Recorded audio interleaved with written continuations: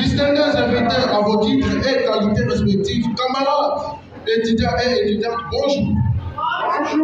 Nous voici devant vous à ce jour mémorable dans le but de vous présenter notre projet ayant porté sur la prise en charge de la bourboxie en milieu hospitalier à HCR Kamina.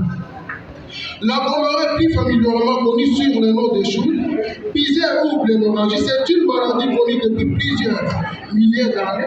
On retrouve dans les traces écrites de cette pathologie. La gonorrhée est la deuxième IST la plus fréquente dans le monde, hormis la bamboko et les suggestions. Ce projet comprend des grandes parties dans l'introduction et la description du projet proprement dit. Contribuer à la réduction de tout de la bourboxie par l'évaluation de la prise en charge de la bourboxie à l'HCR Kamina.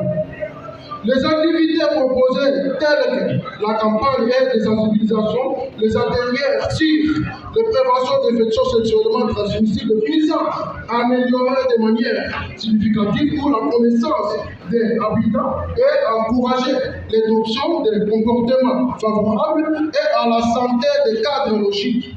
Axé sur les résultats mesurables et une évaluation continuelle garantie que le projet évalué selon les étapes et s'ajuste en fonction des défis rencontrés. Ce projet contribuait non seulement à la lutte contre les infections sexuellement transmissibles, mais il constituait également une modèle de promotion de la santé communautaire qui pourra être produit dans notre structure sanitaire et région présentant des problématiques similaires et les résultats attendus.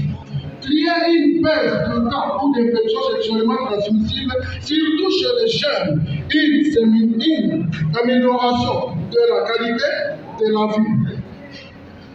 Mobilité dans les structures de santé locales.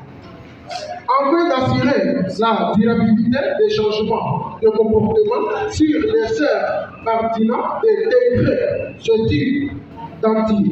d'études des scientifiques ou dans les stratégies de santé publique, du ministère de la Santé ou des programmes nationaux ou provinciaux pourrait inclure la prévention des IST dans l'objectif en logique de terme avec un soutien logique et financier.